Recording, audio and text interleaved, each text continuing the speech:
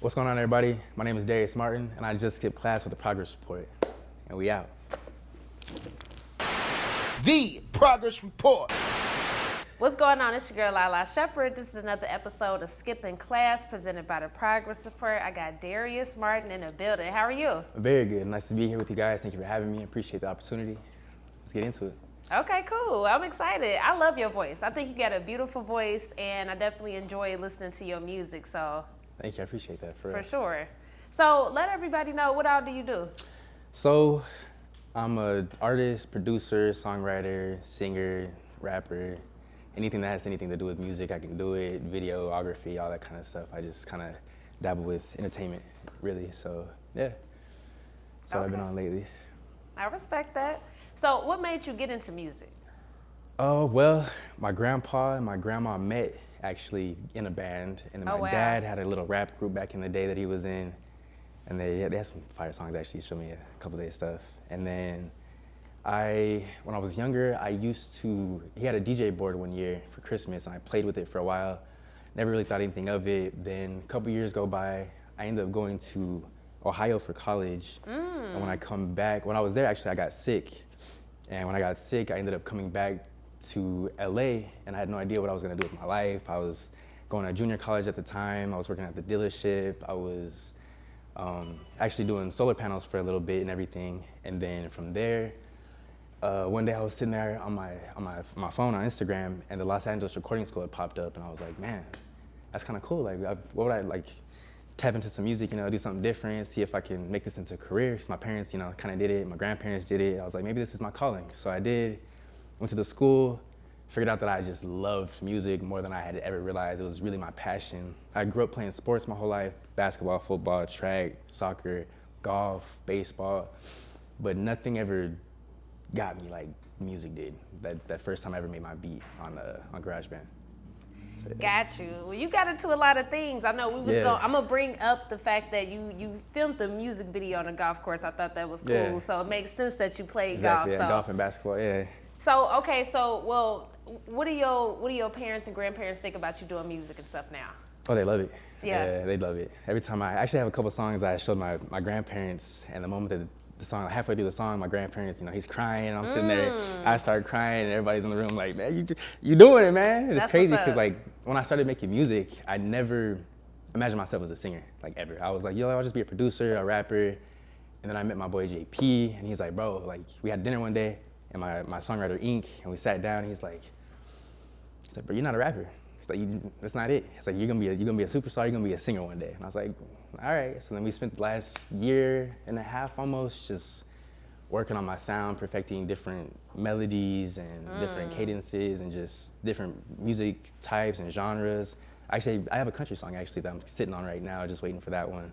Interesting. So yeah, just been going through it, man. Just love this music thing. Absolutely. Yeah.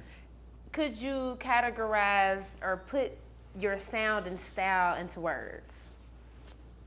Hip, young, soulful, and I would say unique. I would say there's not many people who sound like me or who have the same kind of messages that are trying to be portrayed here. Got you. Now, outside of your family, who else did you come up listening to that you would consider like musical influences? Oh, Prince, Marvin Gaye. I did listen to a lot of Jay-Z growing up, and I love St. John. Actually, lately I've been listening to a lot of St. John. But really, my two biggest influences would probably be Prince and Marvin Gaye for sure. Those are some some some heavy big hitters. names. Yeah, I like that. I mean, how did you get introduced to their music? my parents. Of course, yeah, I got parents, grandparents, Aretha Franklin, like just all that kind of music. I love that kind of stuff. Nice. Oldies is my real my music. go-to. Yeah, exactly. Yeah. I respect Back in the that. day. I respect that. Now, I know you are from the West Coast. Yeah. So, is this your first time in Atlanta, or have you been here? I've been here two times before, I think. Okay. Yeah. So what's like the cultural differences from the West Coast to here?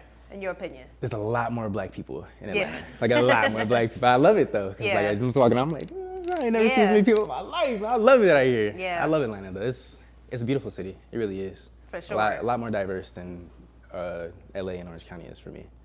Yeah. Yeah.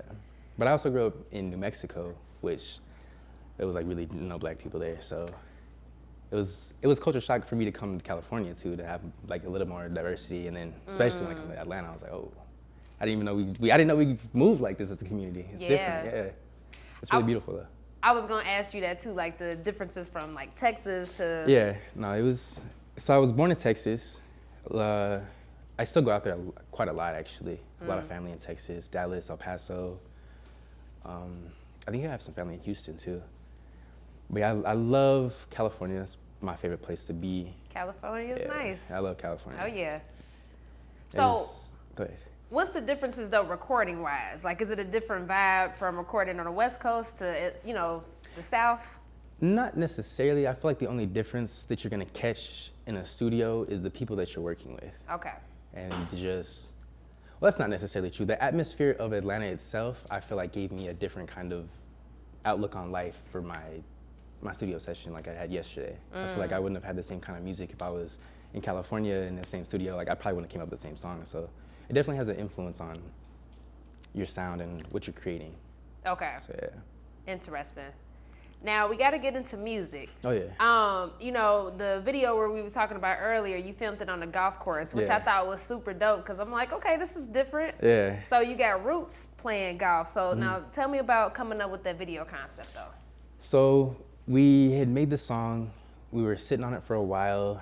And then when it was finally time to come to the video, we all kind of sat down, had a collective effort. My dad, my creative director, and my manager, Farzana, we all had sat down and we just started throwing ideas out. Like, we want to make it something that's not something you see every day. You don't necessarily see, like, most black people who would know a golfer would just know of Tiger Woods. You're not gonna know of all the other golfers. You're not gonna know of, so I felt like I needed to shed light on a lot of things that we as a community can be a part of and not necessarily is so out there of like ideas. Like when I was starting music, there was a lot of things that kind of get in the way of what I wanted to do. Like I wanted to write country songs, but at the time I was like, there's not really that many black country singers, so let me kind of stay in my lane. But then I realized you don't really need a lane. You don't have to stay in a lane. If it's good music, it's just gonna be good music regardless. Facts. Yeah. I respect that. Now, you got an EP coming soon. Yeah. The Already One joint. Mm-hmm. So, but you got a song titled that already too, right? Yeah. So it's gonna be on the EP that. For sure. Okay. I have probably 6 or 7 songs that I have already done, just kind of working on it now. And then I have probably 60 or 70 songs that aren't on the album, on the EP, that I'm just working on. 61 yesterday, because I made another one yesterday. It was probably one of my favorites. But yeah, I feel like just every day, I just get better, more content, more people, more connections, more songwriters that I work with, more producers. The more that you just invest into your career and yourself and the industry, that it's gonna pay you back some way or somehow. Nah, definitely. Yeah. So how does that work for you when you guys are like deciding what songs are gonna be on this EP? Out of all them songs, how do y'all narrow it down? So we usually have like a listening party. We'll come, we'll all go to the studio, we'll play the songs start to finish and just go through the whole list of tracks that we have and just start picking from there and just go from there. And that's pretty much it. Got you. Yeah. Now, I'm assuming that you're independent. Yes. So can you tell me, like, just, describe the independent grind and also some learning lessons that you feel like you learned so far? Being an independent artist is a lot harder than I thought it was gonna be. I had no idea how much time and effort it would take outside of music to be an artist. Because back in the day, you could be an artist. Most people didn't have social media like that, so you didn't have to worry about them checking on Instagram or checking for you on Facebook or checking your Twitter or your YouTubes and this and that. You were just an artist. You step on stage and you step off, and that was it. But now it's like, I didn't know that you had to be artist mode 24/7 all the time. Every time you wake up, you put that fit on, you put that uniform on, it's game time. And that's the real difference that I noticed going through this process, the music. I respect that. Yeah. It's definitely a lifestyle. It is. It really is. Yeah. It's not for the faint-hearted, for sure. Facts. So I guess speaking of that, what's something that you learned about yourself doing it? How mentally strong I was. I had no idea that I could go through the things and be told the things that people have said to me and just brush it off like it was nothing. Like what? Oh, you're trash, your music sucks, I hate you. I get middle fingers. I get people telling me how much they just hate me on my pages sometimes. I pray for you regardless. God bless you and your family. I hope that you guys have a wonderful day. And at the end of the day, it just shows that no matter what, you can't control people. You can't stop people from being what they're gonna be at the end of the day. So you just have to you gotta stay close to you. You gotta appreciate you first before you can appreciate anything else. And you have to also be one with God before you can get into anything, any career, any relationship, anything on this earth, really. If you don't have God's hands in it, then God's hands can't help you with anything. And you can be stuck there doing everything on your own. And it's never easy going through this process alone. I hear that. Yeah, you definitely gotta have thick skin in this That's business. for sure. That is for sure. Trust me, I get it. Yeah. Now, outside of music, though, I want you to tell me about you graduating from the Los Angeles Film Institute. I think that's dope. And I know earlier you spoke about, having videography under your belt. So tell me about that experience for you. So when I went to that school, they taught me a lot that I had no idea about. They taught me about the DSPs, the industry. They taught me about my publishing, my royalties. Very important information. Exactly, yeah. Videography, how to make a video, how to cut up a song, how to make a song for a commercial. Like, we went through the list. I even made a couple songs with some different artists that I went to school with there. She's actually blowing up now. I can't remember what her name is right now. But she was really cool. And then I also had another friend. He was working at Shoe Palace. And I think 2 years ago, I was on Twitter one day and I had seen this kid who got shot. So I was like, dang, that's crazy. And then the next week, I got a call from my friend that I was in the same class with, and he calls me and goes, yo, you hear what happened to Jaren? I was like, what happened? He goes, bruh, he got shot. And I was sitting there, I was like, no, there's no way. So I went back to Twitter that I just went to. I went to this thing because that was in my history. And I seen the video and I was like, but that's my boy. I made songs with him. We were in the studio together. I got his number in my phone. We were cool like that. So it made me realize that I had to go hard at everything that I do, because you never know when you're gonna be taken from this earth. You never know when God's hand is gonna come down and just, all right, it's your time. It's time to go. And that honestly motivated me to go harder at everything that I do. And just keep grinding and making sure that when I do leave this earth, that I did everything possible for me and my legacy and my family. So, I respect that. Yeah. Yeah, no, that's true. Yeah. Yeah. Well, even when I was at the recording school, I was just rapping at the time. I wasn't singing. I was just producing and rapping. That was it. I had no vocal training, no nothing. So my real vocal training didn't even start till a year ago. I didn't even start really singing. Oh, really? Yeah. Talk about that process though. Was it awkward for you, or was it just natural? It was. I don't think anything of that nature can really be natural when you haven't started from a young age doing this. For me, I never took choir. I played the piano and I played a guitar and the flute and stuff like that, but I never really took vocal lessons like that. So it was very eye-opening.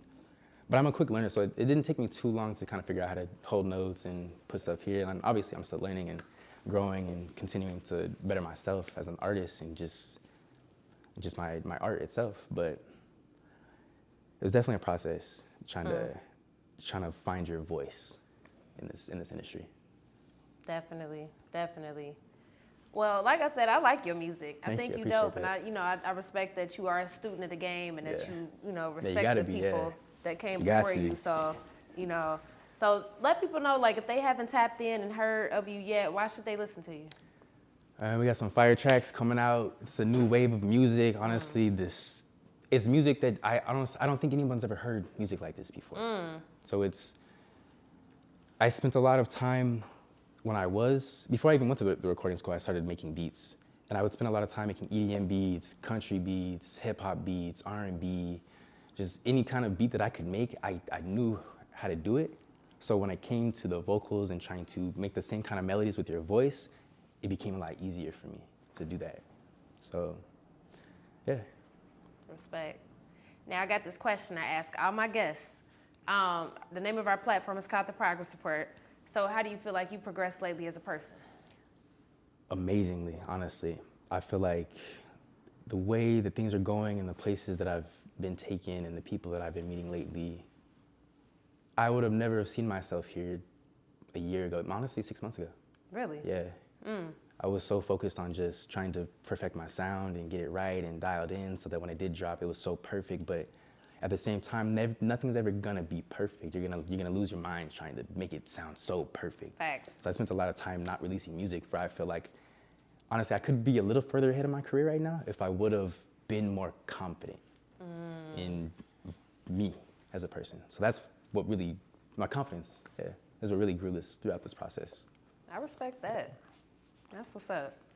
So do we have a release date? The 27th of this month, I'm dropping a song called Crazy Now. And then February, I don't have a release date yet, but I have a dope feature coming out for you guys. It's gonna be amazing. It's probably one of my favorite songs. And it's February, March, just every month from now, I think I'm just gonna keep dropping singles for you guys and just keep building that fan base. And once I feel like I have the fan base that is good enough for me to drop a project and an album, then I'll really hit you guys with some crazy stuff, you know what I'm saying? But for now, I'm enjoying the process of just building. I really am, like, just loving everything, every moment that I get to take in. This moment with you guys is amazing. Like this, thank you guys for having me. I appreciate everything, for real. Absolutely. It's been dope. I definitely look forward to seeing you progress, as an artist, just keep working. Like I said, I like your voice, so I can't wait to keep hearing more. Yeah, and the songs that I've dropped right now, actually, most of these songs all the songs actually, they're out. Were recorded like a year ago before I started doing my vocal training and stuff like that. So all the new stuff is all my new vocals, my voice is getting stronger, like everything it's more pristine, it's more clean, it's crisp. So I'm really excited for you guys to hear the new stuff that's coming out too. Absolutely. Well, I got to ask you, I always ask my singers this, what's your thoughts on the current state of R&B? I miss old R&B. Yeah. I miss old R&B, honestly. But there's a lot of dope artists in the game right now, yes, though, too. It is. So I feel like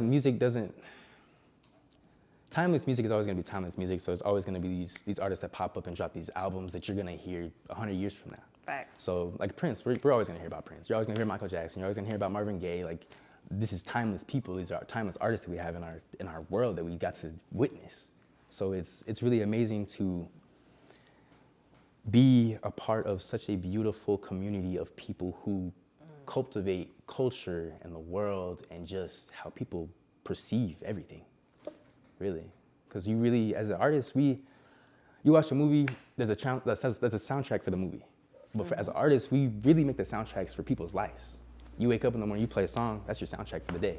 You get in the car, that's your soundtrack to drive to work. You leave work, that's your soundtrack to come home from work. You go to the gym, you got a soundtrack for that too.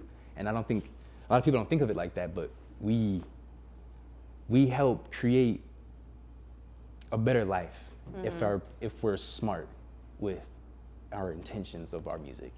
But we can also destroy a lot of people's lives too, if you're not careful with that.